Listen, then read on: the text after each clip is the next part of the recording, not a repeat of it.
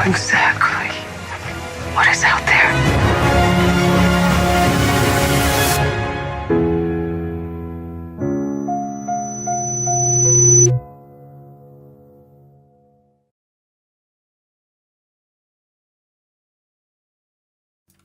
Hello everybody and welcome to BevanWorld this week, the Explosion Network's Westworld Aftershow.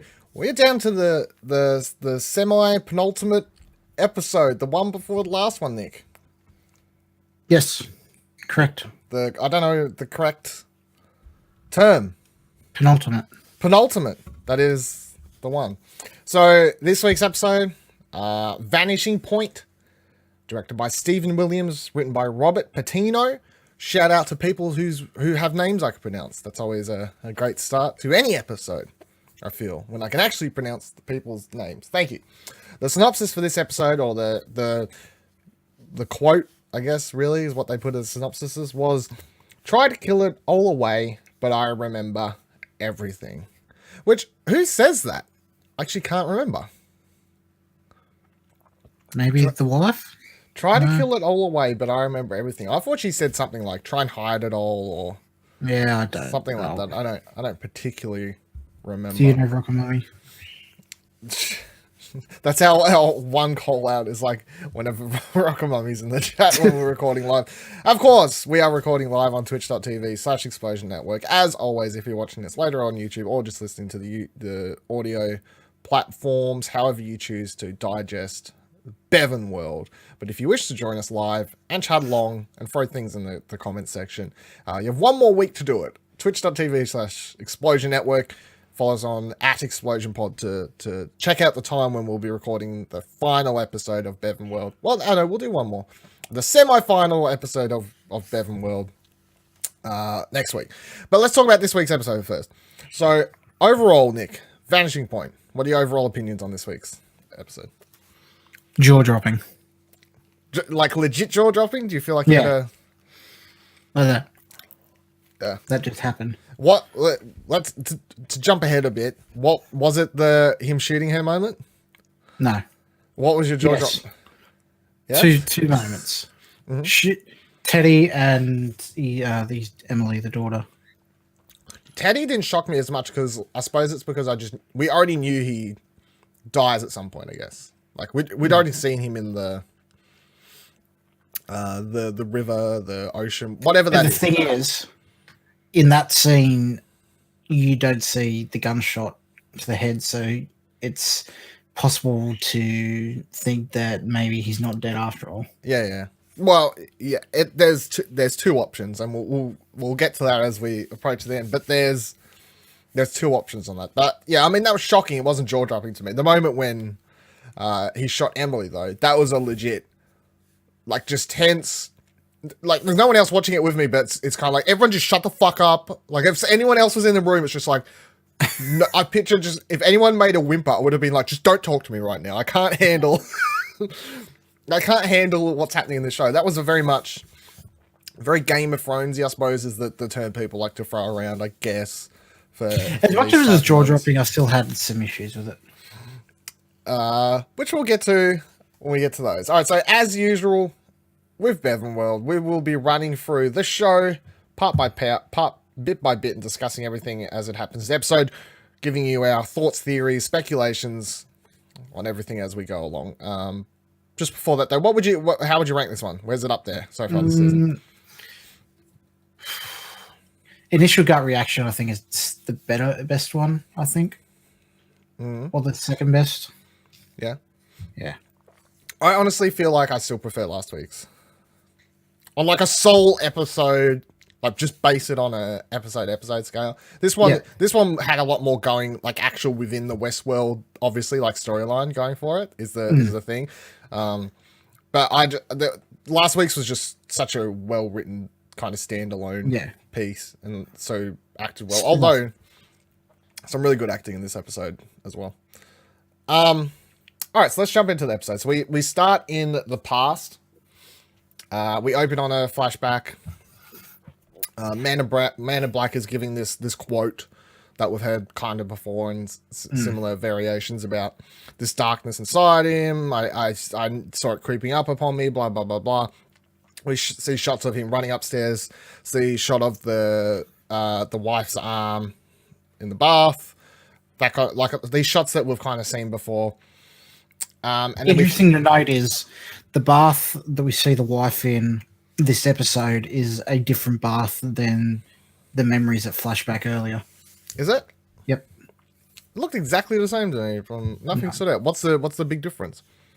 Oh, there's differences. Like the whole like shape and lip of the bath, where the water's running over, is different, and color of the water is different, and all that kind of stuff.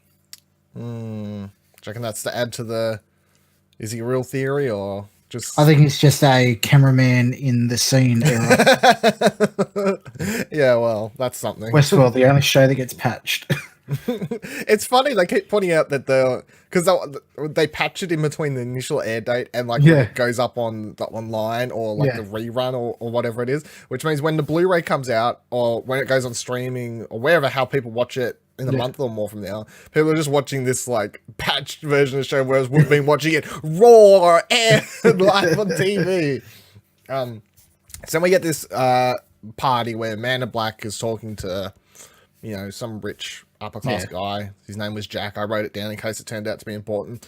Wasn't important at all. So fuck you. It'll be important 3 seasons later. Yeah, maybe. So I've got it here. Unfortunately, I delete each week's notes as I move on to next week's episode. But so it talks about how he did some stuff for Emily's charities, and we're going on about this, and then they're talking about being well read, and then Jack has this line about oh yeah, forget you didn't come up the way the rest of us did. You didn't come up a rich person. No, you come from humble origins. Yeah, he come from humble origins, and he's actually someone who had to work somewhat to get to where he is, unlike the rest of these people who were kind of just born in as they're more like the Logans, the sons of rich people, sons of these families. Whereas he's the Cyclops.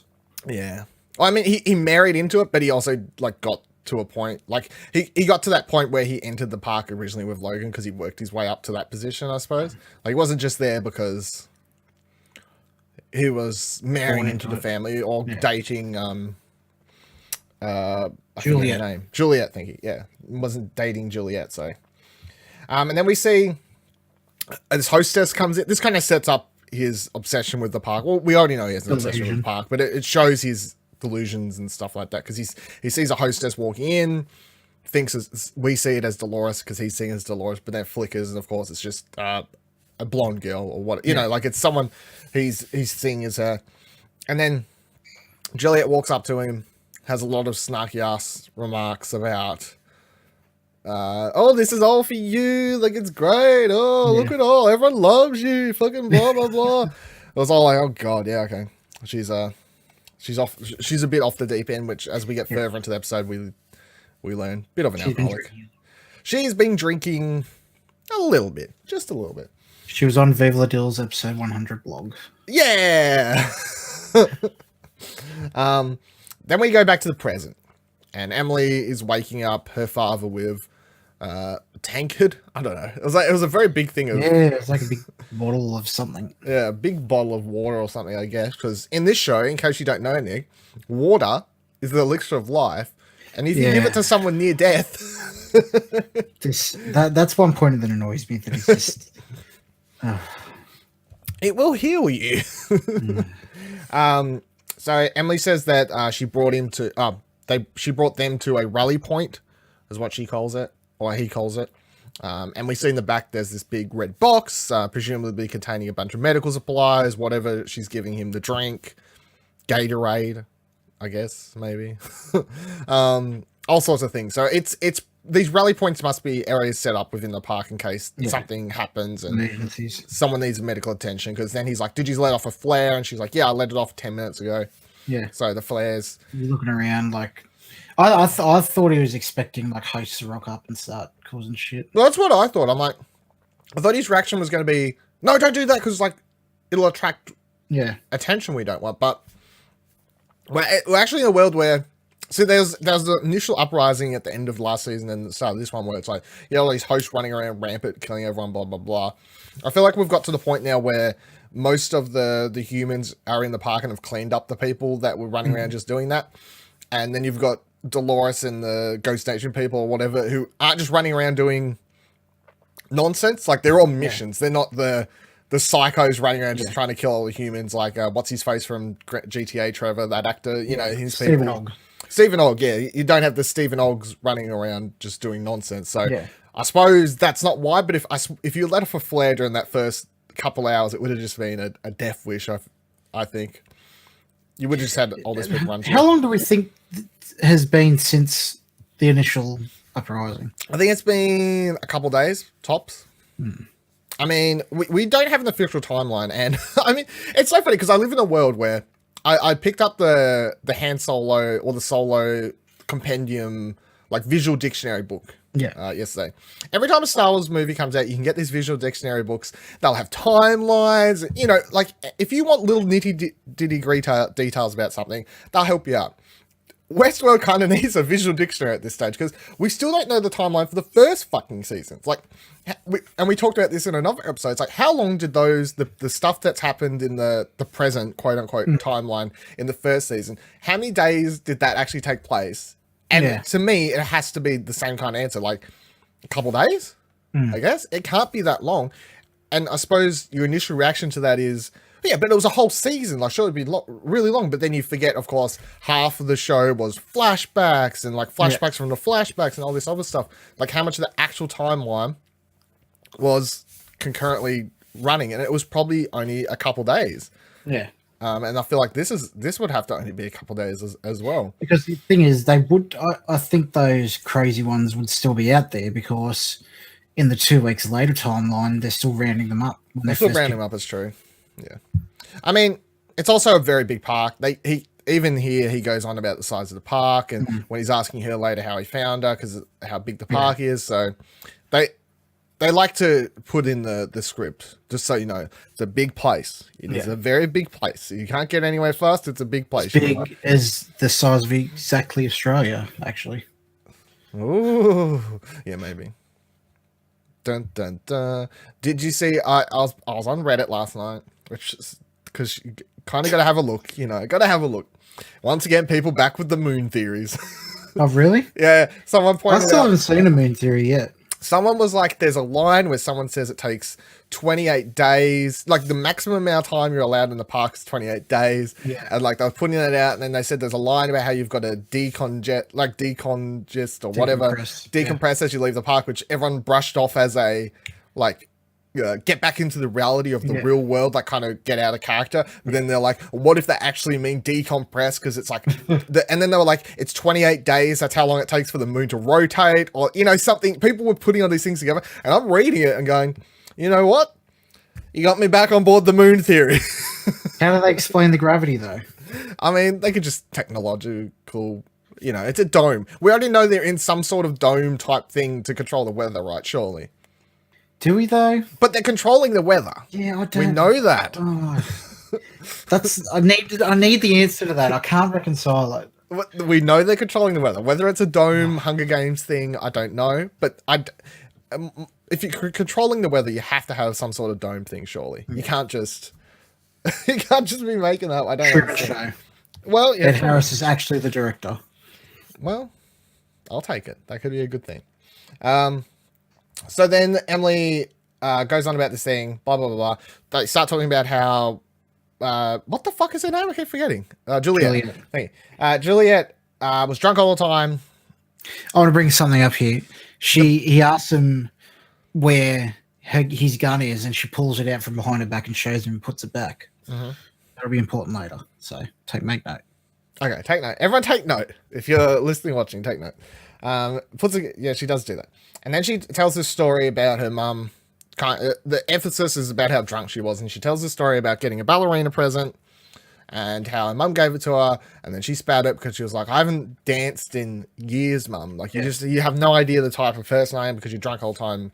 I think that was the implication of the story. Like, you're too drunk to even know that I've changed from the person you're not paying attention to your daughter growing up, I guess that's the point. And she thinks that her ballerina box is gone. It's gone. She tells, yes, this is also an important factor Yes. that we will pay attention to, and we'll come back to this factor also, because it is an important part of the story, because she implicitly says, I chucked away the box. Later, I felt bad about it. I went to go get it, but the trash had been emptied, and my ballerina box was gone forever. Take note of that. We'll come back to it. Okay. So then we go across to Dolores, and Dolores and crew have come across a bunch of Ghost Nation peoples. I don't know why they're off on their own, though. I don't. Yeah, this is weird. This was a This weird is one scene. of my problems with the episode, to be honest. This Ghost Nation scene? Yeah, it just felt weird. Like the confrontation was almost nothing, and I'm not expecting some massive battle, but it just felt very underwhelming. Yeah, I feel to me, it was honestly just a scene that's like, look, we wanted Dolores to have this army of people up until now, and we want her to go into the last episode without the army of people, and we need a way to get rid of her. We'll just have them bump into a bunch of Ghost Nation people. Yeah, it makes sense. That's Which what also, this scene, this battle, is, remember in the first episode when they find the Ghost Nation person, they cut out the head? Yeah, it's that guy. Yep. That's what it wraps back around. This is that then, scene, yeah. So Dolores bumps into them all. They start talking about how the Valley Beyond isn't for her. She's like, look, mate, it fucking is. Like, it's a very weird conversation. They're talking about how it's a new world. She explains that it's just a tool for the human survival, and she actually knows what it is. I mean, it's hard. You're listening to this conversation, you're like, Dolores is right? Like, they're on about Gnosis. But then, of course, the big twist is going to be, they were both right. Dolores was right, and Ghost Nation were right. They were all right. You just thought that was wrong. So they spit it, of course. They're like, oh, I'm not going to let you into there. One of them starts firing off arrows. Which, it seems like the whole Ghost Nation was there except for the leader. I don't know how many there is, though, I suppose, unless they're often separate. Well, every time we've seen them, there hasn't been a That whole... many. Yeah, I know. Unless there is separate groups. Or we really don't know. It was a bit odd to... Especially after last week's episode, to just have this subjugate group. Yeah. Just off. Just killed off like that. Off like that. We spent a whole episode on building them up, and then they're all gone now. Yeah, it was quite odd, yeah. And then, so she's like, Teddy, and then Teddy starts firing off, and they kill most of them. Dolores' people in masks start fighting them all. Most of them start dying. And then, How do they see where they're shooting when they got fucking blindfolded? well, they're robots. They got X-ray vision. Fuck, I don't know. Then Dolores peels off, and then she comes around the back in time to kill the last one that's running off. Well, not the last one. What they think is the last one, and that is the one that we see in the first episode, of course. But for this time, we know she's not by herself, because if you remember the first episode, the angle that we saw was her just walking towards the person, saying, we all don't get to survive to get to the place. We all don't deserve to get there, or something like that. And then she shoots him, which... Like when we saw it in the first episode, it was like, Dolores is just running around by herself, shooting fucking Ghost Nation people dead. That's crazy. Like, if you go back and watch the first episode, I probably was like, she's crazy. She's just running around shooting people for no reason. And although this fight doesn't really make much sense, it's a little bit more context than she's just running around mindlessly shooting people, I suppose. And we now see that Teddy, of course, is there off to the side, but we didn't see him in the initial video. Then she says, Teddy, make sure there's no one else around, and he left. Teddy wanders off. He spots the brothered one, or what? Like, it's one of the main ones. Yeah. Also, the way he's walking away there is just so nonchalantly. I thought he was a hallucination or something for a second, because it seemed so weird. Yeah, he was just strolling away. Yeah. Like, you're not going to shoot me. And then he stops for a second, looks. Teddy puts his hand on his gun, pulls back the hammer, and then is like, nah, mate. And then the dude goes off, and he puts his gun away. So this is kind of the start of Teddy making, once again, saying revenge. Teddy being, no, Dolores, enough is enough, which we'll, of course, get back to towards the end of the, or at the end of the episode. Just a sucker with no self-esteem. That's right. Then go across to Charlotte. And Charlotte is testing a virus, I guess is the... Corporate bad guy. The corporate bad guy, Charlotte, is testing something. So she's put a code into Clementine, which is based off what they got out of Maeve. So they've taken what they got out of Maeve and they've put it into Clementine, and they're testing out this, like, how it works, I suppose, is what it is. Like, how easy it is. Clementine is now a White Walker. Yes. The show's been Game of Thrones all along. Game of Thrones HBO is just literally... Fuck, that'd be funny.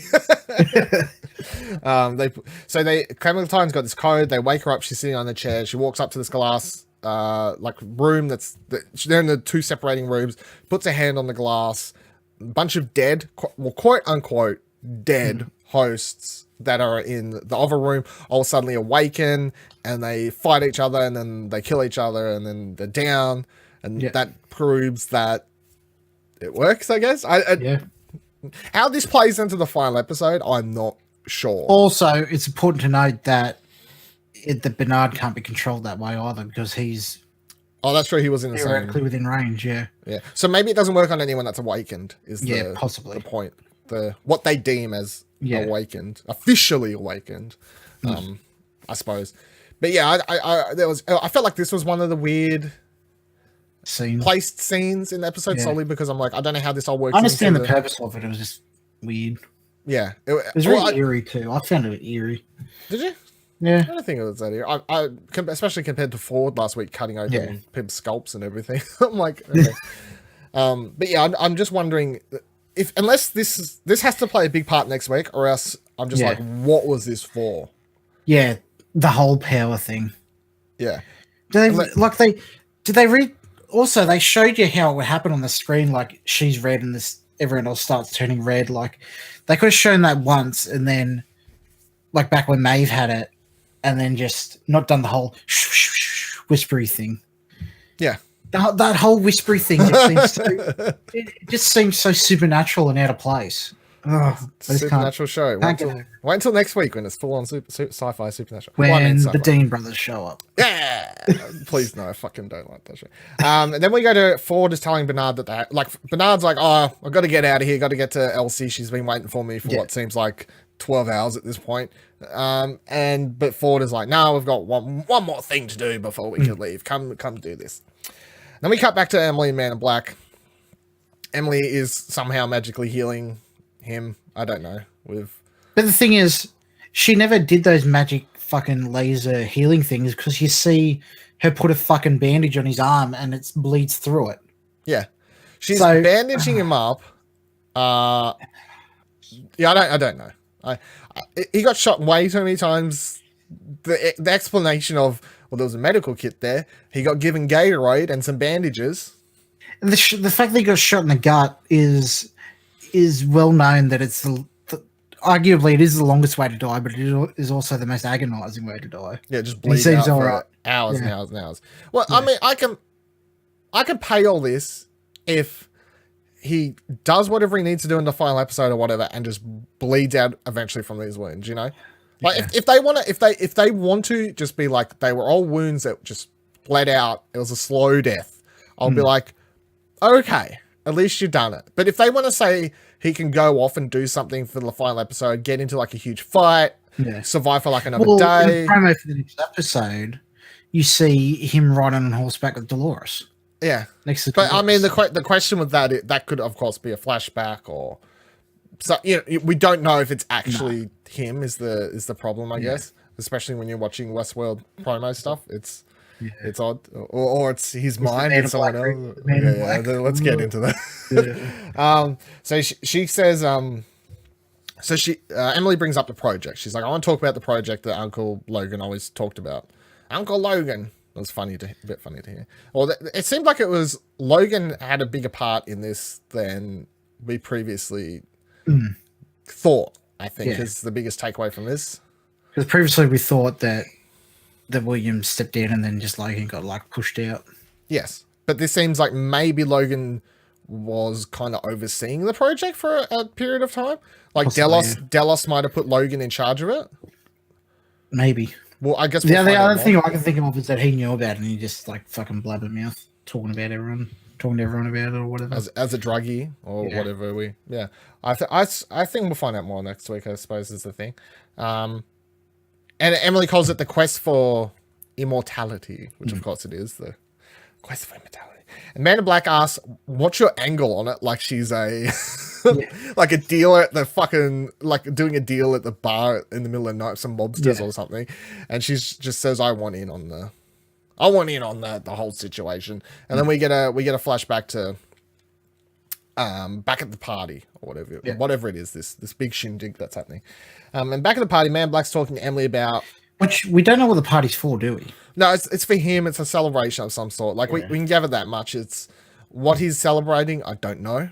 I don't know if it really matters. I suppose maybe he just got appointed a high position in the company or whatever he holds now officially, like the big boss man title of Delos. Maybe we don't really know, I guess, but it's for him. And so Emily comes up to dear old daddy and talks about wanting to take. What the fuck is her name? Juliet. Fuck, I just write it down. I should just write down, but I'll scroll further and I'll forget it. Juliet. I wrote it down somewhere here. I literally won't stay in my brain for whatever reason. Juliet's just not a name that agrees with me, probably. And then Emily's just pointing out how drunk Juliet is and says like we should take him home, take her home, blah blah blah blah. And he says, "You go home, catch up with you for a nightcap later. I'll take her home shortly." Something along those lines. Then he goes over, walks up to the bar, and finds Ford sitting there having a drink. Of course he is, just being all creepy at the very side of the bar. You know, like in that creepy dude, like right at that spot, like it's on the side there. Yeah. And he says, "Oh, I've just come to pay respects to you." So once again, like whatever this party's for, I presume it's him getting a higher position or something, especially with these lines about paying respects, etc., being chucked around. And then Man in Black straight away kind of spits it forward. Not very happy to see him there. Straight, you can see straight away their relationship is tenuous at all points in their life from start to finish, really. And he says, Delos stays out of your story. You stay out of the valley. That was our deal. We had it.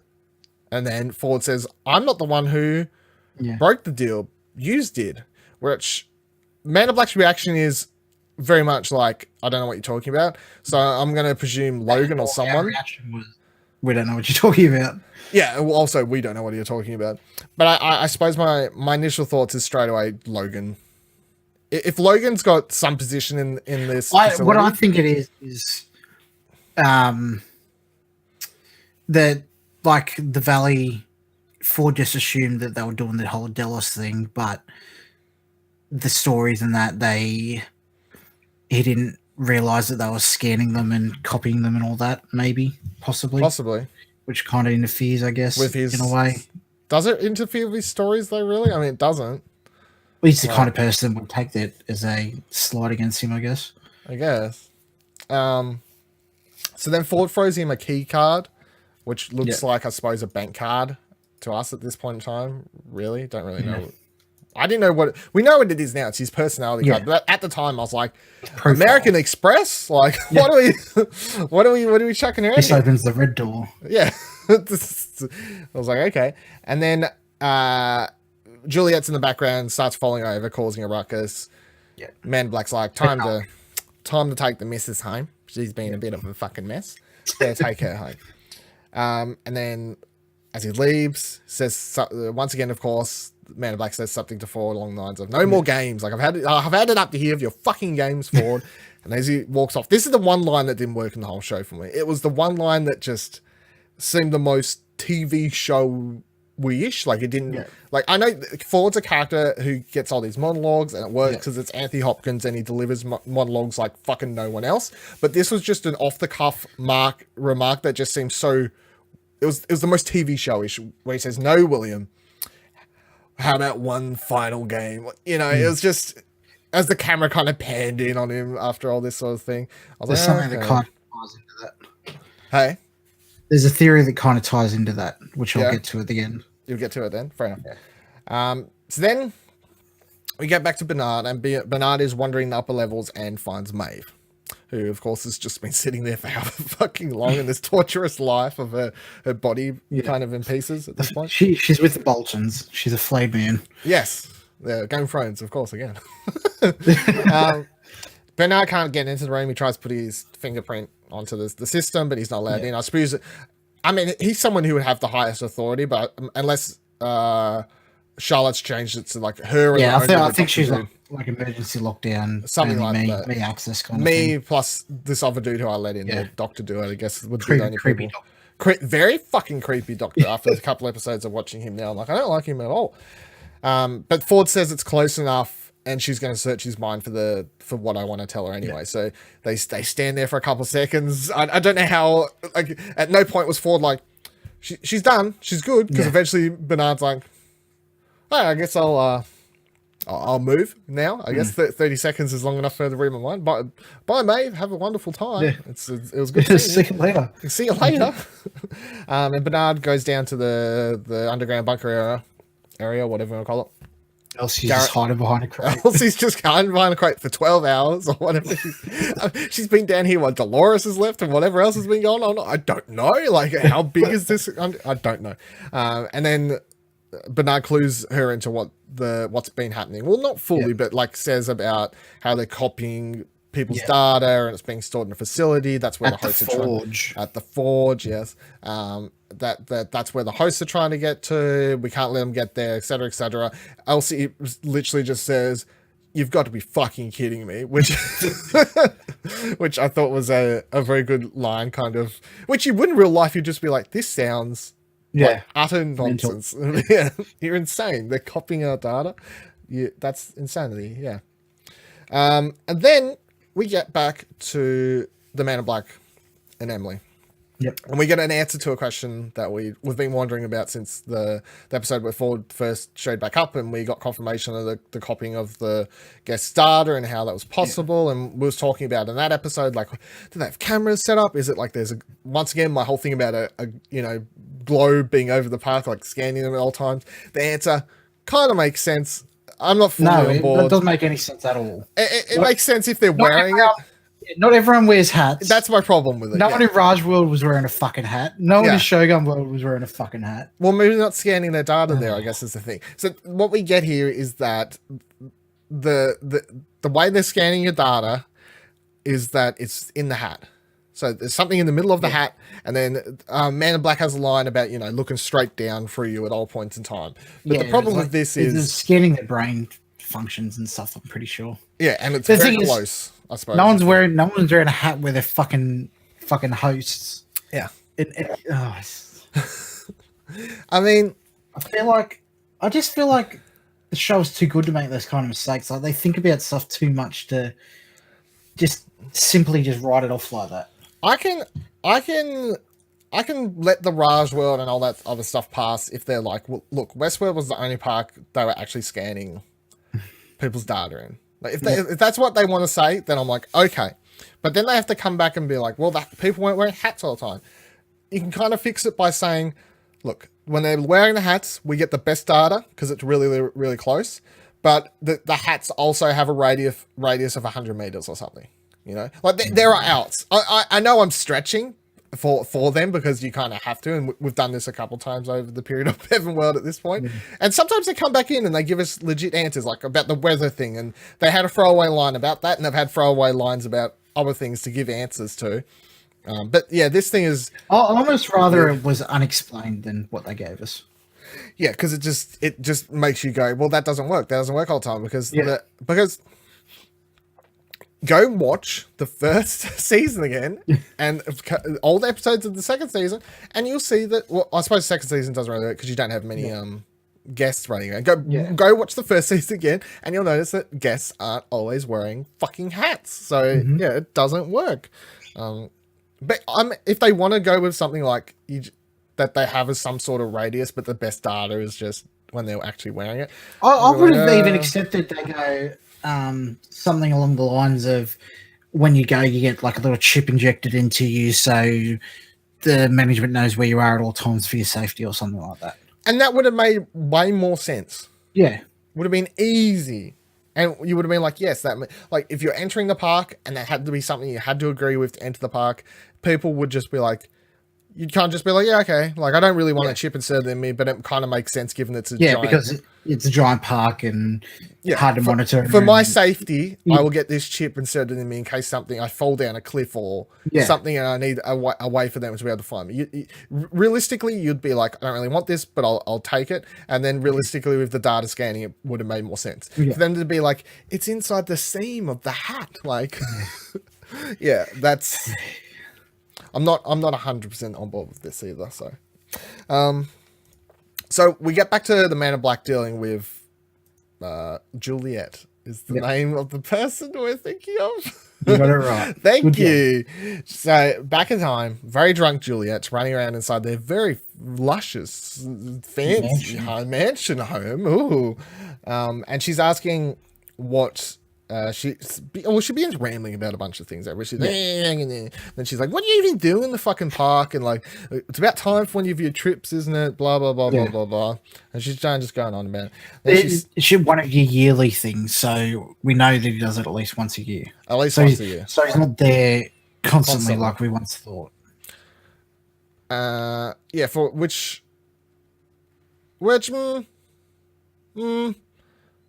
We could be. Well, there has to be a reason for that, I feel. Like, I feel like he would just be there all the time. I feel... Because at this point, what's the reason? Like, is he not there all the time because of the family, or... No, he's arguably, the CEO of Delos or whatever. And they have other business interests other than Westworld because they were a giant company before they bought Westworld. Yeah, that's true. I imagine he's seeing all that kind of stuff too. But we know at this stage, just given how he sees Dolores, that he's so obsessed with it. I find it hard with someone who's that obsessed to not be there all the time if he had a possibility. Like, it'd be more like he could stay there all the time and turn into this, like, addicted person who the other board members are having to have meetings kind of being like, we might have to like step him down, like he can't do the job. I feel like for someone who they're kind of playing off as having this addiction to the world or whatever, they're not giving him enough of a addictive personality, I guess. Is that like he just seems like he's too easily able to step away from the park and come back and then go months without entering it, but obsess over it all points in time for someone who's supposedly that addicted to the park, I guess. Yeah. But so she spits it with him, starts talking about how she also calls him Bill, which he doesn't like. Is that a thing? He's like, you don't like it when I call you Bill. She talks about how he consumed her entire family, first her brother, then her father. So I mean, the brother comment is, I suppose when Logan comes back from the park the first time, he just comes back obviously not the same person he left as after his whole experience. Well, what I don't get is, like, he comes back, he goes, oh, yeah, like, Logan obviously would have said, fucking William would have left me out there to fucking die in the middle of the desert. Does he say it? Or is he too ashamed to tell his dad? Knowing what Delos is like, what we know Delos is like in this show, he's a very, like, serious kind of person. And you picture that kind of character and how he would have been raising his son and daughter, I guess, or especially his son, very kind of, what's the word, militaristic kind of father figure or something along those lines, I guess. You can kind of picture him growing up being someone who, if he had to come back and be like, he picked on me, I got left naked in a desert. It feels like he would be too ashamed to tell his dad being Delos that, I feel. So I guess, that's how it just works in my head. Whether or not we get an answer to that, I don't feel like it's something we particularly need an answer to. So just fanfic your way away, I guess. Then Emily starts talking about... Oh, no, Emily. It's just... So she comes coming in, she spits all this sort of stuff, then Emily does appear from behind in the background, and then this is right after Julia's slapped Man in Black directly across the face, and she's about to, I don't know, throw him across the ground or something. Like, she seems she was about to fully lay into him, and then Emily appears in the background, starts talking about how they need to take her back to a rehab center. That she's drinking too much, blah, blah, blah, blah. Involuntarily, this time you just need to go back there. And then as she's about to be trying to lead upstairs, Man in Black's trying to take her upstairs to put her to bed, and then Juliet like grabs herself away and grabs her daughter again and says, your father doesn't love you, he doesn't love me either, but I always have loved you. And then she gets led upstairs, basically. And then this is where I wrote down the line, so Man in Black lays down into bed, Yeah. They start having all this chit chat, and this is where I wrote down the line: "If you keep pretending you're not going to remember who you are," Yeah. which is what I heard. I don't know if it's completely different. I think that's it. Yeah. Yeah. And then Man in Black gives her a glass of water, some pills, I don't know. Healing elixir. Healing elixir, that is water in this show. It does everything. And she continues doing a really good job at just having a bunch of jabs at him, basically. And she also says something along the line of something about you're always lying, just tell me something. Just tell me the truth for once, Yeah. or something along those lines, basically. And then she seems to pass out, or we think she's passed out. Man in Black thinks she's passed out. And she does an 8-year-old kid thing and pretends to sleep. Yes, very much so. That's yes. So then we see Man in Black pull out the card, the American Express card that Ford gave him, and he hides it in a book on the shelf. I saw people pulling apart what these books are on Reddit. I'm not going. He hides it in the book. I think it was something Slaughter 5 or something. Yes. Which people were like, that book's about this. And I'm like, that's usually going to that's, let's, it's like, they chose those books for a reason. Let's not it's like what was reading into the books that were on Delos' shelf in the fucking, his whatever room you want to call it. Yeah, let's not go that far. So then Man in Black heads back downstairs, and, well, what we think he just heads straight away downstairs after this, at this point in time.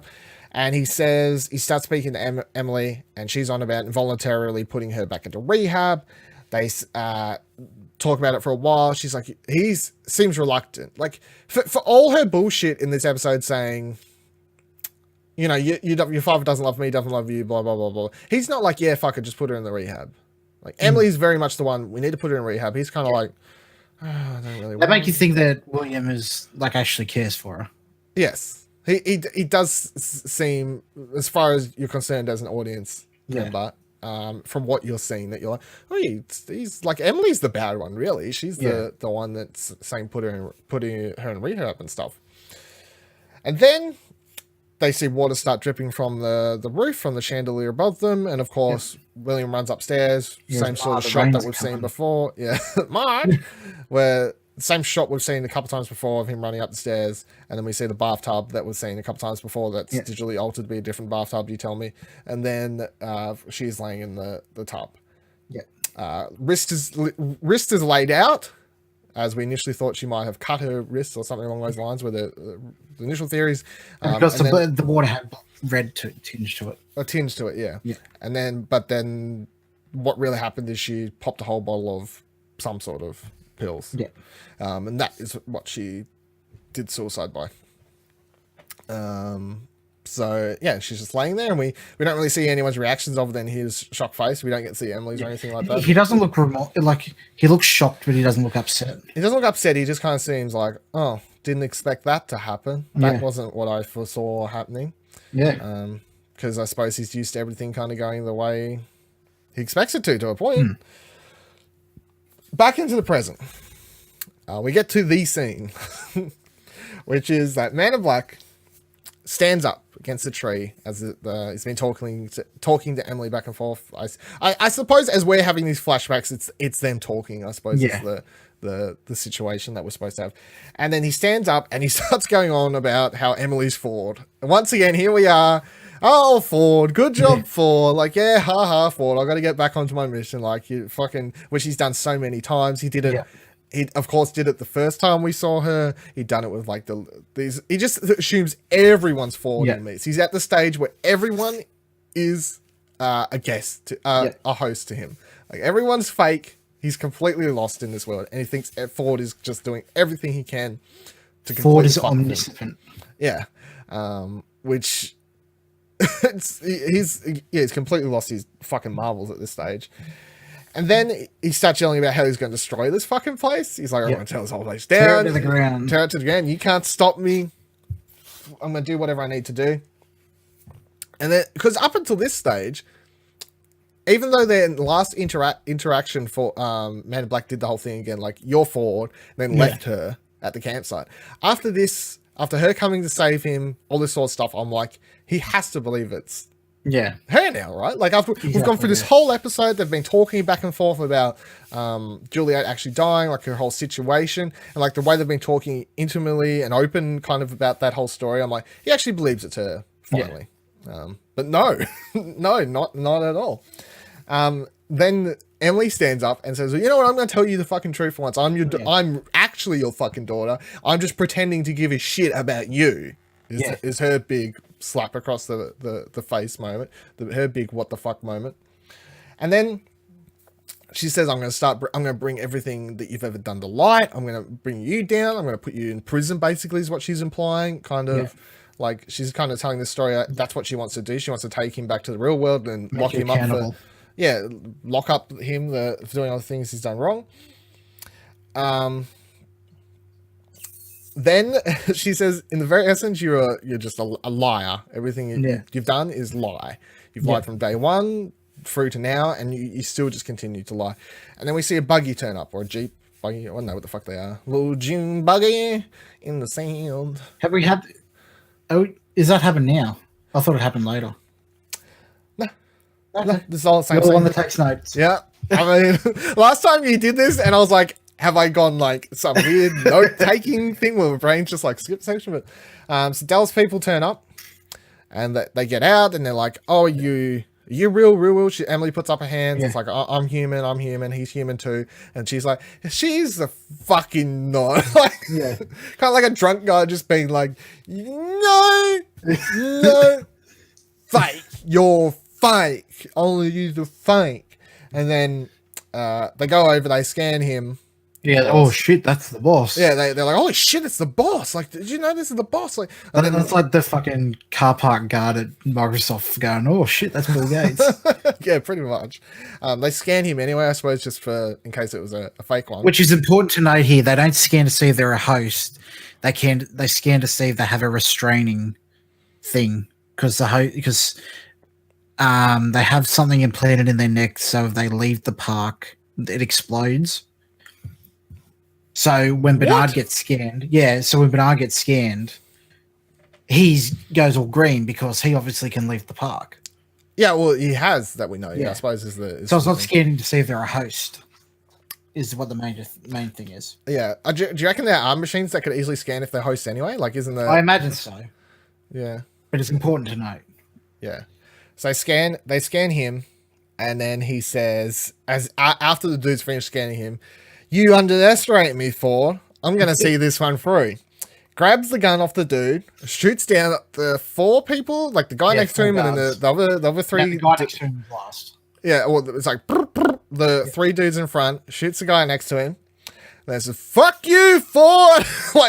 Which was a well-delivered "fuck you, Ford," I felt, like the way he delivered that line. And then he proceeds to shoot his daughter dead. His daughter goes, oh fuck, she goes, she has something and I can prove it. And she goes to reach. You don't know what she's reaching for at the time, but she reaches where his gun is on her back.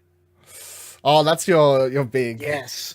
So you think she was actually gonna shoot I don't know if she was going to shoot him, but I feel like she would be smart enough to not reach for where a gun is, where he knows where a gun is.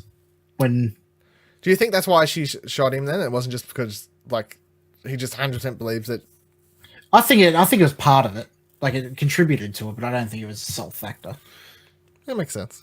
But yeah, her shocked moment when she turns around and says, "They were real people. They were real." Like she's like, "Dad, they were real fucking people. You can't just gun them down." And then she's like, she says, "I'm going to prove that I'm real," and reaches behind and then gets gunned down. But then as he walks over to her body, as he's like... Because she mentioned something about his profile before she dies. No. Because he goes, "Oh, I never fucking told anyone about my profile." Yeah. I forgot about that, actually. There was a lot happening. And so the note-taking, my hands only move so fast. So he puts down he says about how she wouldn't know. What fucking thing was it? She apparently wouldn't know something unless it was really her or something along those lines. Like, she wouldn't really know about my profile because I never told anyone about it or something like that. Yeah, that's why he thought it was Ford's fake doing. Because no one would know about my profile because only Ford would know about her profile apparently. Not about his profile apparently. Exactly. But he didn't know that. Well, here's the other question with this whole fucking thing, and my problem with this Yep. is he's like, this happened X amount of years ago, right? Yep. That night, he hid his profile card in a book. Yep. At some stage, he goes to look for it. It's not there. He goes, Does he "Oh, that's though? fine." We Well, never surely seen he that. would. Yeah, yeah. Which is the biggest thing. Like another issue with the show is that. Do you not think that? Oh, I'm just gonna hide it in my fucking book in my bedroom. Yeah. Like, kids have hidden porn better. Yeah. It's literally the dumbest place, to hide anything. And then the idea that he never goes back to look for it, or Yeah. he just assumes it's still in that fucking book. Yeah. Nonsense, absolute nonsense. I feel, but anyway, I think it also implies that the time between which she killed herself to the now where this is happening isn't as long as what we think it is. so it could possibly be under a year. Yeah, I think it's a lot closer than what we think it is. Like, I was under the impression that it was years ago, but I don't think it's that long at all. Well, I suppose she kills herself. He straight away heads off to the park, and that's where he's been. Like, Yeah, this is that's the way I think of it. so that puts it actually under a month, I guess. If we're gonna go with the whole, Which would also imply why he thinks that Ford's doing all this game stuff as well. yeah, that makes sense. He's. Let's go. Yeah, right, let's move on. So Maeve gets a message from Ford. Message from Ford is it a message though? The way I read it as is that he copied himself over to her. Control C, Control P, V or whatever. Do you reckon? I think so, because later on Bernard deletes him out of himself. I really doubt that's the end of Ford. Well, why not? Because You're like, I just don't want to believe, or no, I don't think they would have gotten rid of Ford that unceremoniously. so Maeve gets this whole speech from Ford, pretty much, which is, "You were my favorite. You were the one I loved the most. I designed for you to get out of here. Yeah, I designed you to get out of here," which he kind of implies what we had this whole theory about, like how end of last season everyone was kind of doing the whole, is she actually in control of herself, or is it Ford that gave her that storyline? Bit of both is the answer, I guess. Ford basically put enough in her storyline wise to want her to escape, but then the fact that she alternated from that and then went back to save her daughter is the proof and the pudding or the puzzle piece that she's actually fully choice, and that was a big decision she made by herself. No one else did that. And she goes back and forth. But the big moment from this scene that's important, I guess, is that Ford kisses her head, her temple, and it could be they play it off as he's kissing his daughter, blah blah blah. Yeah. He's transferring code. Well, yeah, he lets her unlock her fucking executables or whatever it says. Yeah, because then it shows the tablet and it's like it just says code processing on the tablet screen, and the tablet's plugged into her. So after he's kissed her, it comes up also processing. Takeaway is that he's saying that she was his favorite, which we all assumed was Dolores, and which is well, Dolores was Arnold's favorite, and now we're finding out that Maeve is his favorite. Back to that theory, where people were like, it's them pitting each other against. Which we originally, if we were going by that theory, that we thought it was the other way around. Yeah. Well, there was no. Why would you stick your favorite as a prostitute? Yeah. Or whatever their word for like a showgirl or whatever. The madam. Like, why would you do that to your favorite one? I suppose. And then we never saw any particular scenes from season 1 to imply that she was anyone's favorite. Well, there was a scene in episode 1 after Man in Black kills her daughter. She comes in and she's in absolute hysterics and stuff, where there's a trend of, like, if any of them were going haywire or anything like that, they would just chuck them to cold storage, where Ford come in and he was very tender with her and like, I'm going to take your pain away and all that kind of stuff. So he treated her differently than all the other hosts that were going through similar sort of things. I can't remember that scene, but I believe you. But I mean, did they set it up from episode 1, or did they just decide? Like, it kind of does feel kind of retconny thing. It does seem retconny to me. So whatever code she's got is going to get her to break out. Is the big thing. We've seen the teaser thing for next week that there's bulls running through the place and whatever else. So I presume she just hacks into fucking everything. Yeah, she becomes a ghost in the machine. Yeah. And everything gets let loose. She transcends. My theory about toasters attacking everyone is going to come to life. They're going to need to send in the G-Force, the hamsters. Did you ever watch that movie? No. Good movie. It's going to end up being that horrible Stephen King movie, Maximum Overdrive, where the machines come alive. Never seen it. Is that like toasters and stuff? Yeah. Machines come alive. Yeah. AC/DC did the soundtrack for that film. Fucking really? Yeah. There you go. Back to Elsie and Bernard. They come across a bunch of dead bodies. Which I thought this was where Man in Black killed those guys. I'm not sure. That's what I read it as. It probably wasn't, but it was very similar. Could be. I don't feel like we never got a shot of enough of detail. Yeah. Like we saw that one shot as the car was approaching, and then after that it was all inside the car, Bernard. Like we never saw Elsie go over or anything like that. So I don't know. But she hops out. She's like, we'll go search them because might have ammo, might have guns. We'll just stock up. She's trying to be smart. You know, we're going to war here. Yeah. Need fucking ammo. She's playing the survival game. She's playing the survival game. She's playing Rust. She's playing Fallout 77. She's doing what needs to be 77.6 needs to be done. It's a problem. Cyberpunk and Fallout, they fucked me real hard. They did. They fucked me real hard.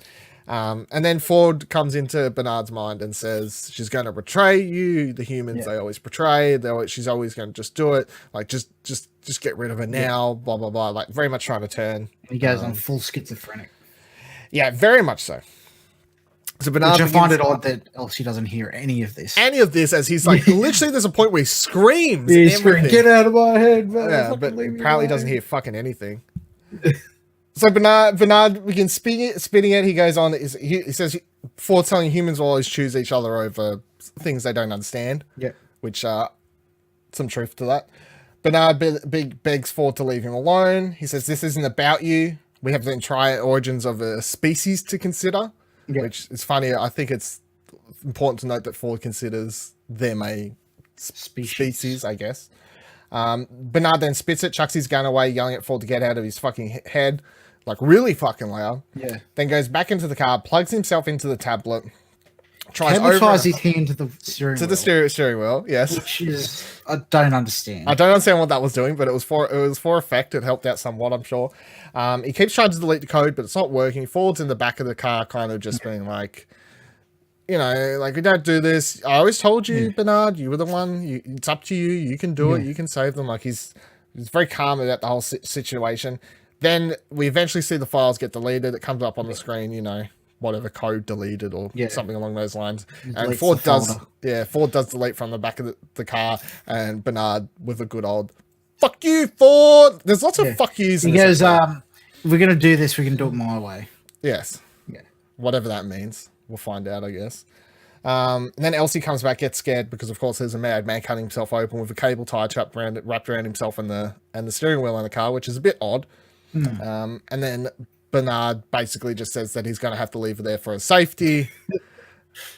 And like, at which point it's like, well, I'm safe now because I got rid of Ford. So in reality, you're safer now than you was 5 minutes ago. Yeah, I feel, but apparently not. Apparently we just do whatever we need to do. And then she gets in a good old fuck you, Bernard, as he goes. This whole episode is just people saying fuck you to people. It's great. Yeah. And then he peels off too fast, too furious, takes off, and then we cut to a shot of Man in Black arriving in a field because he's like, I can't have my big thinking moment or shoot myself in the head where I was. I better go out to a field where there's nice view. to potentially shoot myself, because that's what I have to do. Puts the gun up to his head, and then we cut to a flashback scene, of course. Yeah. So we go back to the past, and will we make it through this scene? We flash back to the night Julia died, that Julia killed herself. Yeah. And this time we get the full detail, the full detail on everything. Story. The full story of everything. According to Men in Black. Well, I feel like this is the truth. I feel like we finally get it. Come on. So Man in Black, the important thing about this scene is that he does pick out his arm in this scene. Like, he sits down on the bed. Yeah, well, during the whole episode, at different points, he was going like this dark thing inside me, and he was always going to his arm, like touching it, thinking. This again, but I feel like this is the most obvious, because the camera actually just has a shot of the actual arm. They show he looks at his arm, he kind of taps it a little bit, kind of like, am I right? Like kind of druggy or something. But Yeah. it makes sense when we get a bit further, I guess. The implication, of course, is that he's constantly questioning his. Have you ever questioned your own reality? Like he's constantly questioning if he's real or not. Which goes back to where William and Logan were having dinner before they went to the park or something, and said, like, if you can't tell, does it really matter? Yeah, there's that first scene. I saw this on Reddit where he enters the park the first time, and then he gets the hostess girl there as he's picking out the hat or whatever, and then he says, "Are you real?" And then she says, "If you can't tell, does it even matter?" Yeah. And the answer to the question is, if he's constantly having to check himself, and if the difference between him shooting a quote unquote fake version of his daughter to the real one, then the answer to the question for him is, yes, it does matter. The actress who plays the daughter has come out on Twitter and said, yes, she's dead and she was human. Yeah. Which I hate. I hate it when they do that. Well, I feel like she wouldn't have said it if she wasn't. I feel like this show's got a lot of contracts behind. Like, nothing gets leaked from this show. Yeah, but even still, like, why not just leave it open to speculation? Like, I suppose, but then Kid Harrigan did come out after he died and said, "Yeah, I'm dead for good," and then next season they resurrect him. Yeah, exactly. So she could just be playing. She could be playing. Don't take anyone's word for except for ours. Yeah, except for ours. As long as this show keeps running, it'll run at all points in time. It's fine. So in the flashback, he's sitting on the bed looking at his arm. He's picking at it. Then he does the whole speech again. No one sees it. There's darkness creeping inside me. Blah blah blah. That's the thing we've heard several times. The stain. I never noticed before. The tiny flicker of darkness. And then we see the stain. We see flashbacks of the younger William as he's talking amongst all this. And then he says, "I tried to do the right thing. I was kind, generous, at least in this world." Yeah, which I mean is true. From everything we've heard, and he says that's got to count for something, right? From everything we've heard, that is 100% true. He's which ties back into when they were at the party talking about the quote about how Alexander said if like multiple universes were real, he wept because he hadn't even conquered one, and then the guy later says, "You've conquered one, and if there's many, you've conquered more," or something like that. Yeah, and the first season where they talk about the guy who before we knew who he was, they're talking about whoever runs the park, and you're like, he's such a kind, generous person. Blah blah blah. This is before we knew it was actually the man. Or even when it was the Man in Black and we didn't know it was William, and those guys come up to him and goes, "Oh, you're fucking such and such." Yeah, and he's like, "Leave me the fuck alone." Leave me the fuck alone. I'm on my holiday or something like that. Yeah. He says, "I built a wall to protect you and Emily, but you saw right through it, didn't you? You're the only one, and for that I'm truly sorry. Everything you feel is true. I don't belong to you or this world. I belong to a novel world. I always have." Yeah. And then he gets up and leaves. So that's the part we miss from him, his whole speech. But the part we miss from her angle is that she gets out of bed. Goes straight to the book. Because exactly which book. I mean, he had his back turned. She could have opened her eyes, I guess, and peeked. Like, play along, I guess. And she finds his credit card. And she puts the credit card onto a mirror, and it shows video. Technology of the future is great. Yeah. And a desk computer. The card is USB of some sort, I guess. It's some sort of data card, yeah. And it contains all or it's his data profile. So it's his profile that from within Psychological the park. profile. Yeah, psychological profile, and people have looked up the code numbers or whatever. It's category 47B, occurrence 0.0072%, which is rare. So, and then it has different subtypes where it was 380.94 precursory subtype, which is according to where is it? The Diagnostic and Statistical Manual of Mental Disorders. That one is narcissistic personality disorder. The next one is delusions 296.902, which is personality disorder, and then the other one is mood disorder under paranoid subtype. Yeah, which all makes sense. He's paranoid. He's delusional. It makes you wonder what he was like before he ever went to Westworld. Was he like this before he had even set foot in it? We know what he's like.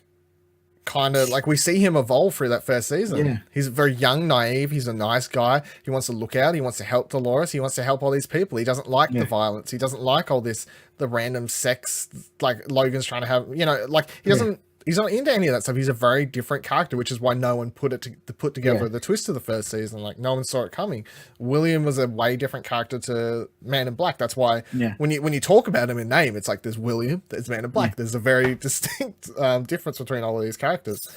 So yeah, I feel like the park definitely was the catalyst, and there was that moment where that side crept into him, the quote unquote darkness, and the park is the reason for him becoming who he's now. The park corrupted him to a degree, I guess, is the easier way to explain it. What exactly he wants out of the park, I don't know. It's a place that just gets to him, I suppose. But it's weird. So Julia finds the thing, and also on the card is a bunch of videos, but none of the videos or the photos was anything stand out. It was just like stuff we'd seen before. It was basically just like confirming to her what he was really like, what he's doing in the park that she doesn't know. So it's like stuff of him like torturing and shooting Dolores and like killing other people, and just stuff that she's like, you're an evil man. But, and I kind of knew that. And then she puts the card in a ballerina box, which is the box we presume. I mean, it'd be silly if it wasn't, because they show a close up of the figure. And, like it was in the teasers. It's an important box. So she puts the box in this card, which she's assuming that when she dies, that's how Emily will find it and find out what her father is truly like. The interesting thing about this, of course, is that when Emily tells the story to her father, she just lies about that detail, and she never says, "No, I found that box one day," or she purposely says, "I've lost that box forever." Yeah. I don't know if that's an important detail going forward, but it is. I think detail. It is. It's something. It's not nothing. It's not nothing. I feel it's purposely done.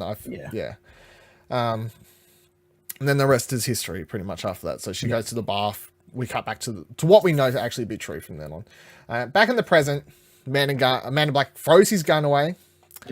Pulls out a knife. What was it? Yeah, knife. Yeah, pulls out a knife and he begins cutting away his arm. Now, what they don't show, because it's a TV show and they want things. They want you to come back next week. They want you to come back next week. He begins cutting away at his arm, and we don't actually see what he sees. So the implication, of course, is he real? He's got a USB port in there. Yeah. He's finally, after X amount of years of just tapping on his arm, he's finally like, fuck it, let's have a look. Yeah. Could have gone bleed out from this gut shot anyway. I mean, I could have gone and got an X-ray at any point in my life to check, but it's fine. Do what I need to do. Now we go to Dolores and Teddy. So Dolores and Teddy by themselves heading towards the valley beyond, getting so close. They stop for a nice rest. I don't feel like they need rests because they're fucking robots, and I don't think they need to stop. Teddy's taking in all this natural splendor. Yeah, it's natural splendor. So they stop for a couple of moments. Dolores walks up to him, says, "Teddy, we're going to keep going." Teddy does that line, just enjoying the natural splendor, Dolores, like doing natural sights. And then he says about how none of it's real, we're not real, none of this beautiful sights that you used to talk so much about are real. Yeah, it's like there's not an ounce of nature in us or this park or something like that. Something like that. Yeah, very negative. A little negative Nancy over here, Teddy. Yeah. Got to take the fun out of everything. Dolores says, we'll be the first creatures in this world to make a real choice. And then Teddy starts talking about how they were once in love. Yeah. And he tells this story about the first time he saw her, which they give First him time Teddy was awake, he was worried if Robot Dolores was cold. which, I mean, it's sweet to a degree. Yeah. It's funny, but it's so And it also employ. goes how much Dolores changed him. Yeah, definitely. Because now he's just a killing monster machine. Terminator Teddy. He's Terminator Teddy. Yeah, that's a good name, actually. When you say it fully, it's funny. TT. T2. T2. T1? Teddy. T-squared. So, and then he says, we were so in love. And then Dolores says, we still are, aren't we? Yeah.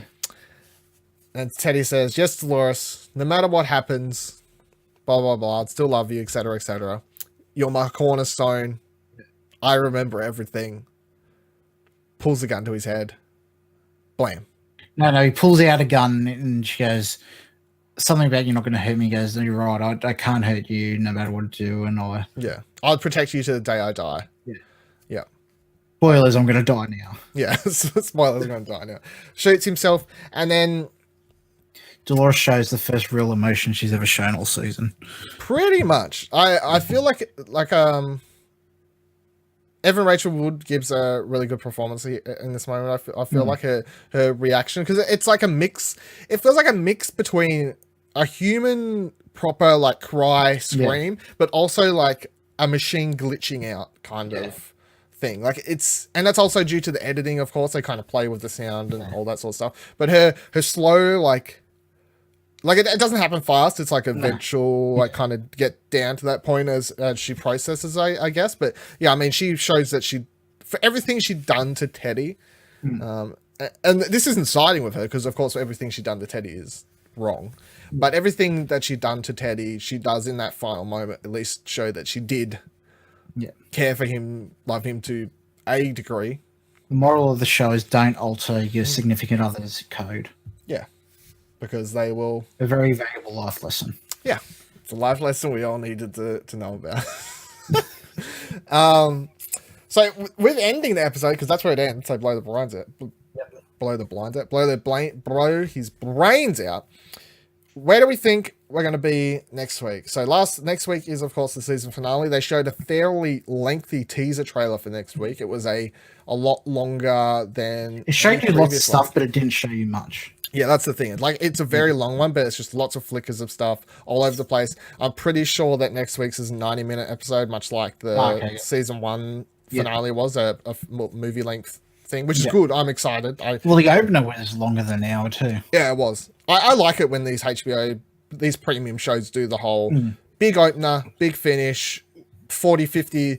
But Westworld also shows was like, this episode's 48 minutes, this episode's 52, this episode was 105 minutes. You know, like they're whatever it kind of needs to be. There's no strict structure. They do what they want. Do what they want and do what they need to do. Let's get predictions. Kind of, where do you think... I want to read this theory. Give me the theories as we head into the final episode. This is from Reddit user Laser Cola. Shout out. Theory: Ford is deliberately blurring William's sense of reality to prep his mind for a transfer to a host body. In the riddle of the Sphinx, William told Delos that he kept failing the fidelity test because mental deterioration kept happening as a result of Delos's mind rejecting reality. But what if the human mind is already at the point of rejecting reality in the human body? What implications does this have for performance on the fidelity test and achieving immortality in a host body? What if this descent into madness is the only way a human mind can transition or acclimate itself to existing as a human host hybrid? William seems to be exactly at that point right now. The lines in between Westworld and the real world, or host and human, seem to have blurred so much that William is doubting his own humanity and wondering if he is indeed a host. Remember what the child host Ford said to William in the season 2 premiere? You've made it to the center of Arnold's maze, but now you're in my game, and in this game, you have to make it back out. In this game, you must find the door. Congratulations, William. This game is meant for you. The question then is, what does this mean to make your way out of the maze? Arnold answered this in the season 1 finale. Consciousness isn't a journey upward, but a journey inward, not a pyramid, but a maze. Every choice could bring you closer to the center or spiraling to the edges of madness. William has spiraled to the edge of his own maze, descended into madness, and doesn't know the line in between host and human anymore. And in this state, he's the only one who would be able to avoid the deterioration that goes along with the human mind's inability to acclimate to existence as a host. I think this also explains Fort's insistence on William playing this game alone. This game was meant for you, William, but you must play it alone. Rather than this demand being a matter of personal pride, I think Ford had a specific purpose for this. William's spiral into madness would only happen if he is deprived of all anchors to reality. Forcing William into a mental isolation prevents him from keeping a grip on what is real. He has no identifiable hosts that accompany him for long anyway. He has no human companions for long anyway, and he is constantly forced to question whether someone he comes across is human or host or one of Ford's avatars. If he had a team of conferred humans that would at least keep him somewhat grounded and away from the edges of his maze, I expect all this to be revealed as essence of Ford's game in the finale. What do you think? That's the theory you like the most?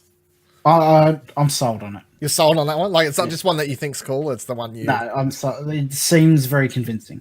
So how's that play out in the finale, do you think, then? Like, how do they... I don't know. It makes sense. Like, everything about it kind of makes sense, but... It also ties back to Ford going one last game thing at the party, too. Which, of course, was a weird line in this... Yeah. This thing. Which, I mean, that party...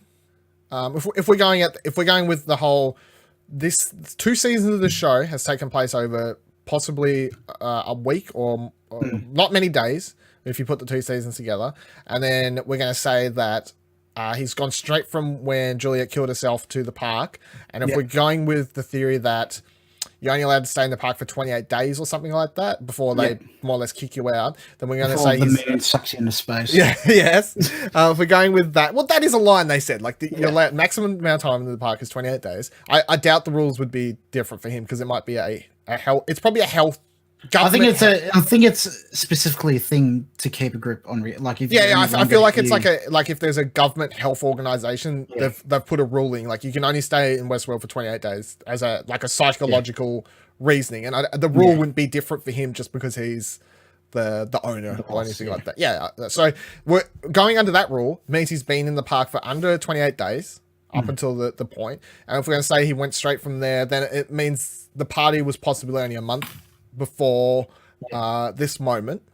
So then like it's not like Ford said one last game 6 months ago, you know? Like, which would seem really weird because it's like ages and ages ago. But if he was like one last game literally a week before he heads to the park, you know, or like a couple days before William heads to the park, then that all makes sense. I feel like the line makes a bit more sense. But if it's like 6 months ago he said one last game, it would be like, that was ages ago, dude. Like, that's a bit of a chuck away, weird line.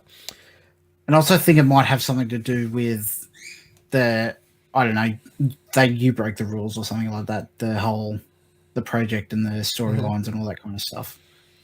So what we see in the trailer that I'm most interested about is the forge, or the valley beyond. Like the place we're entering is we see. So we got Dolores there with Bernard. Also Logan. Not Logan though. It's going to be it's AI Logan or something, you know? Like it's the real Logan's killed himself. Or is it in the past? Or it could be the past or something like that, I guess. Now, the theory I read, the theory I have seen that I quite like, it's very out there, but I kind of like it because the show completely fucks everyone, is that it's everything in Westworld that we've been watching has been like inside the AI Forge world, right? And when they reach the Forge... Oh, that's right, because there's a scene in the... There's a glimmer. There's a very sci-fi looking glimmer door. Not even that. Like it looks like Bernard and Dolores are like when Bernard was in the cradle, because there's him and Dolores, and she sees herself. Yes. So Yeah. when they get to the Forge or whatever it is, they're going to enter some sort of AI-ish world or something along those lines, and that explains the Logan thing. I feel that explains how she sees herself, etc., etc. So Well, Logan's probably been copied and put in there. So they're going to see guests, I suppose, that have been copied. They're going to see hosts themselves that have been copied in there and stored in there. I feel whatever's going on. But the really out there theory that I think is cool, and I would love for it to happen just because it's so different, is that they make it to the end of this area, and what happens is when they exit this area, they exit into the real Westworld, like the quote unquote actual real Westworld, and this entire time they've just been inside the AI cradle. Fuck. Which you can be like, that's insane. That doesn't make any sense. It does. Which it kind of, it theoretically they're going to make X more seasons. Like it is a way for them to keep the show in the park. It is a way for them to literally keep it inside Westworld for at least another season. I think that would piss people off though. Because this is one of our problems as we approach the end of next season, and we've talked about it once before. It is. You can't do the Westworld for much longer because we've seen it all. Season 3 can't be It can't be. It literally cannot not be. solely focused on it. No, this season's been stretched out enough in Westworld as it is. Like I haven't felt bored of it, and it's because they haven't. Because obviously the first season is very much like the park's up and running. It's like Westworld needs to evolve the way Jurassic Park didn't, because Jurassic Park fucked it up. You know. Yeah. Jurassic Park 1, they're about to get the park up and running. Yeah. They're about to open it. Shit hits the fan, and then they leave the park. And then every subsequent sequel, they keep going back to the same place and not doing anything interesting with it. You know, they return. And the connecting factor, of course, is Michael Crichton, who did Westworld and the Jurassic Park. Because I wonder how closely, like, how much of a detraction this Westworld is from his book. Very big, I feel, because I'm pretty sure the original movies, because he wrote the screenplay. Because he wrote the screenplay, so it's more his thing. The original. Have you watched the original movie? I haven't yet. We might do it for. What do you want to watch? What do you want to watch? Available at Fortnightly's ExplosionNetwork.com. The original movie, I don't feel holds up very well, but the original movie is nothing like this. It is. Is it also similar to like a Jurassic Park thing? Yeah, the park's up and running. Unlike Jurassic Park, the Westworld is actually up and running, like it is season 1 of this show. He makes disaster movies. People arrive there, and then the park kind of goes crazy, and then it's, you know, how do people escape and make it out of the park alive, kind of thing. This show's more gone deeper into the politics of it, and the very cerebral along those sorts of lines. So I mean, there's another really interesting shot before we wrap up this week. So I don't know if you call it, but I think it's really interesting, which is the Maeve angle, of course. So we see the bull, we see all these sorts of things. So she's going to break out. She's going to hack into. I believe we've seen the imagery of the bull charging. We saw it in the original trailer. In the original trailer for season 2, they showed the bull shot. There's one shot though where you see a very wide angle shot from like way back, and you see like an army of people that seems like a very long, fucking ant-like trail of people walking down towards someone. So I think it's implying. I would say that's her. Clementine and her army. That's what I imply. I took it as Maeve just gathers up, revives everyone that's dead, quote unquote dead, inside the facility, and kind of heads out with them all towards wherever she's going. But she's leading this huge army as she leaves the place, because she's just going to, with her new profound superpowers, like we saw in this episode, she's just going to be able to King's Landing. She's going to be able to bring everyone back to life. So she's going to have all the guests back up, the ones that were dead, as long as their brain's not shot. It doesn't matter if they're missing an arm or a hole through their stomach. It doesn't matter. She can revive them and have them come back to life. So, I mean, all eyes are on next week, of course, Dolores and Bernard, because they're what we mostly see in the trailer, and Man in Black, of course, that we see in the trailer. But the ones that we don't see much of that are interesting, of course, are Maeve, and then there's Ghost Nation Dude. Because Ghost Nation Dude, after last week's episode, AK, our mate, he kind of became the hero of the show, I feel. Yeah. Like I saw a tweet, I can't remember who said it. It was in the Daniel Dwyer tweeted about it, and I don't know if it was him or someone in the thread of his tweet where he was praising last week's episode. But someone said that they were glad of last week's episode because it gave them a hero to root for on the show finally. To which I was like, yeah, you're right. That he is actually, as far as we know, we haven't seen him do anything bad or anything like that. His goals seem pretty genuine, positive. He wants to help other people, not just himself. He hasn't done any messed up stuff. So it's kind of like, well, is he the hero? Because Dolores isn't at this point. Man in Black's not. Maeve is neither a hero nor a villain. She's also like the whole season you thought Man in Black was on a redemption arc, and then he just goes and fucks it. Yeah. Well, they set it up very much at the start. Redemption. I saw an edit where he goes to pick the card up out of Emily's hand, and it has been photoshopped to a Father's Day card because it was Father's Day in America. Yeah. I don't know why they do them different times. I don't know. It's odd, but it's a different thing. Mother's Day is the same, but Father's Day is literally like 2 weeks afterwards. It's fucking weird, yeah. All right, thank you for joining us for this week for BevanWorld. We will be doing, if this is our first watch-along program, you've watched Explosion Network, there will be 2 more episodes. There will be one next week, which will just be like this episode, where we'll discuss the show, that particular episode, talk about that episode, blah, blah, blah, blah. And then we'll do one more the following week where we will go through and rank our episodes in order from favorite to least favorite and just talk about anything that's come up within the week between the finale and that. So kind of just a wrap up episode of the full season. So there's going to be 2 more episodes of BevanWorld left. Thank you for joining us on YouTube, Twitch, audio streams, whatever you're listening to, watching. You can follow me on Twitter at VivaLadil, VivaLadil. You can follow Nick on Twitter at Lord Empire. You can follow Explosion Network on at Explosion Pod. Don't forget to head on over to explosionnetwork.com for all the great shows, programming, and content. Until next week, it's going to be interesting. Will be very interesting. I'm excited. I was very excited for this week. It's going to get even more excited as we head towards next week's episode. So until next week, bye. Bye.